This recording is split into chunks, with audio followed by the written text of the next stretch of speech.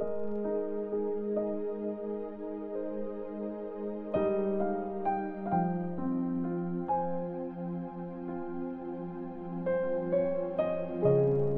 chapter 12. Pinaliwanag ni Jesus ang meaning ng Sabat. Isang araw ng Sabat, dumaan sina Jesus sa taniman ng trigo o wheat. Nagugutom na ang mga disciples kaya pumitas sila ng wheat at kinain ang mga butil nito. Nakita to ng mga Pharisees kaya sinabi nila kay Jesus, "Tingnan mo ang ginagawa ng mga disciples mo. Mahigpit na pinagpapawal yan sa araw ng Sabat."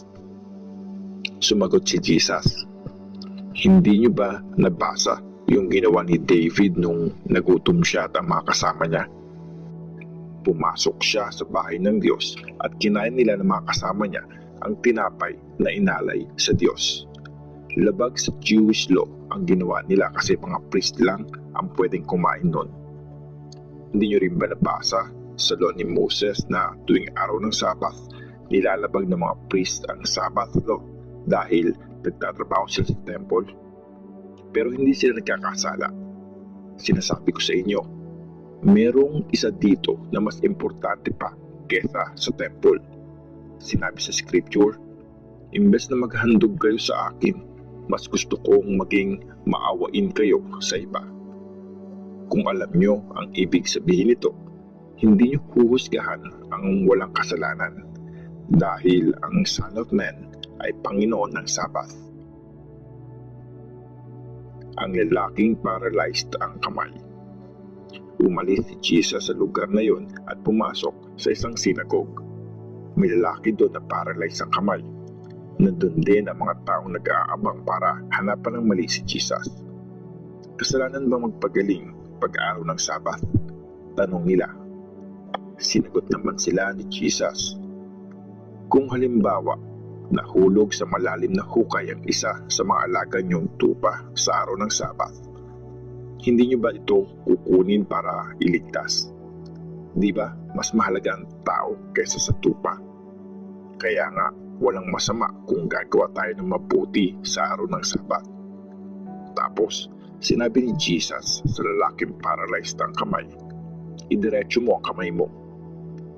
Diniretso nga ng lalaki ang kamay niya at gumaling ito tulad na ng kabilang kamay niya. Tapos, umalis ang mga Pharisees at nagplano sila kung paano papatayin si Jesus. Ang servant ng Diyos. Nung nalaman ito ni Jesus, umalis siya sa lugar na yon pero sinundan siya ng maraming tao. Pinagaling niya ang lahat ng may sakit. Sinabihan ni Jesus ang mga tao na huwag nilang ipagsabi kahit kanino kung sino siya. Nangyari ito para matupad ang sinabi ng Diyos ayon kay Prophet Isaiah. "Narito ang lingkod na pinili ko, ang minamahal ko at nagpapasaya sa akin. Ibubuhos ko ang espiritu ko sa kanya at ipoproclaim niya ang katarungan sa mga bansa. Hindi siya sisigaw o makipagtalo. Hindi maririnig ang boses niya sa mga kalsada. Hindi niya babaliin ang marupok na tangkay ng tambo. Hindi niya papatayin ang kumukurap na ilaw. Hindi siya titigil hanggang hindi nagwawagi ang katarungan. At siya ang magiging pag-asa ng lahat ng tao." Si Jesus at si Beelzebul. Dinala kay Jesus ang isang lalaking bulag at pipi na sinasapian ng demonyo. Pinagaling ni Jesus ang lalaki kaya nakapagsalita siya at nakakita. Bumilib ang mga tao sa ginawa ni Jesus kaya nagtanungan sila, "Siya na kaya ang anak ni David?" Nang marinig to ng mga Pharisees, sinabi nila, "Nagagawa niya yan dahil kay Beelzebul, yung pinuno ng mga demonyo." Alam ni Jesus ang iniisip nila kaya sinabi niya sa kanila, "Kung magkakaaway ang mga tao sa isang bansa, mabubuwag ito. Ganon din, mauwasak ang bayan o pamilyang nagkakanya-kanya at nag-aaway. Kung pinapalayas ni Satan ang sarili niya, sinisira niya ang sarili niya. Paano niya mapapanatili ang kaharian niya? Kung nagpapalayas ako ng demonyo sa tulong ni Beelzebul, kaninong authority nagpapalayas ng demonyo? Ang mga tagasunod nyo. Sila na din ang magpapatunay na mali kayo. Pero kung dahil sa tulong ng Espiritu ng Diyos, kaya ako nakakapagpalayas ng demonyo, katunayan to na dumating na sa inyo ang kaharian ng Diyos. Hindi mananakawan ang bahay kung malakas ang taong nakatira doon. Kailangan munang itali ang malakas na tao bago manakawan ang bahay. Ang hindi ko kakampi ay kalaban ko, at ang hindi ko kasamang nag-iipon ay nagkakalat. Dahil dito, papatawarin ang mga tao sa mga kasalanan nila at pamabastos. Pero hindi mapapatawad ang mambastos sa Holy Spirit. Pwedeng mapatawad ang sinumang magsalita laban sa Son of Man, pero hindi papatawarin ang sinumang magsalita laban sa Holy Spirit ngayon o kahit kailan. Ang puno at ang bunga nito. Kung gusto mo na mabuting bunga, kailangang mabuti din ang puno. Pero kung masama ang bunga, sigurado masama din ang puno. Makikilala ang puno dahil sa bunga nito.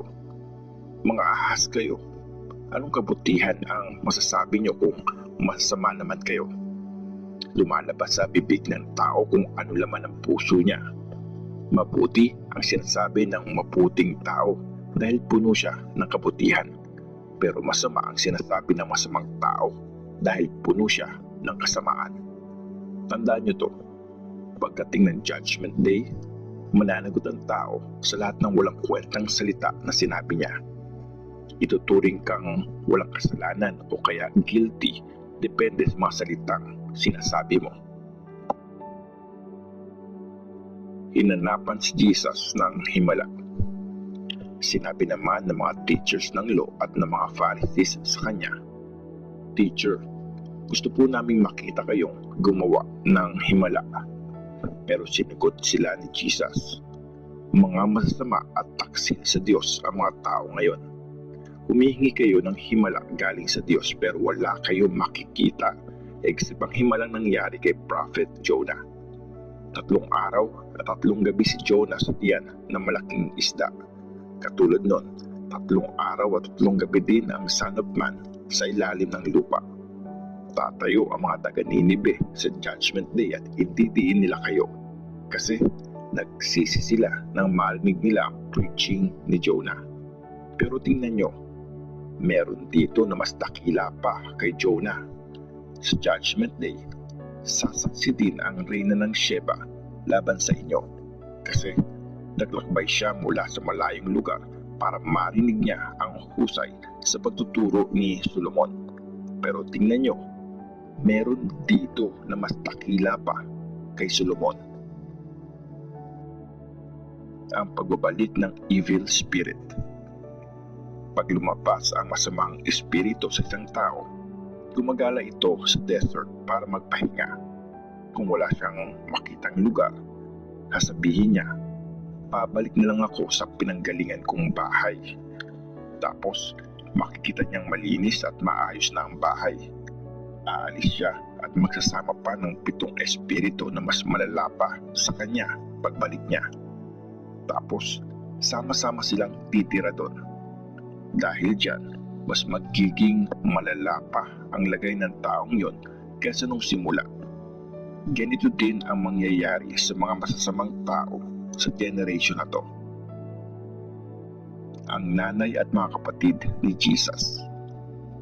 Nagsasalita pa si Jesus sa harap ng maraming tao nang dumating ang nanay at mga kapatid niya. Hinihintay nila si Jesus sa labas para makausap. May nagsabi kay Jesus, "Nasa labas po ang nanay at mga kapatid niyo. Gusto nila kayong makausap." Sumagot si Jesus, "Sino ba ang nanay at mga kapatid ko?" Tinuro niya ang mga disciples saka sinabi, "Heto ang nanay at mga kapatid ko. Kaya ang mga taong sumusunod sa kalooban ng Ama ko sa langit, sila ang nanay at mga kapatid ko."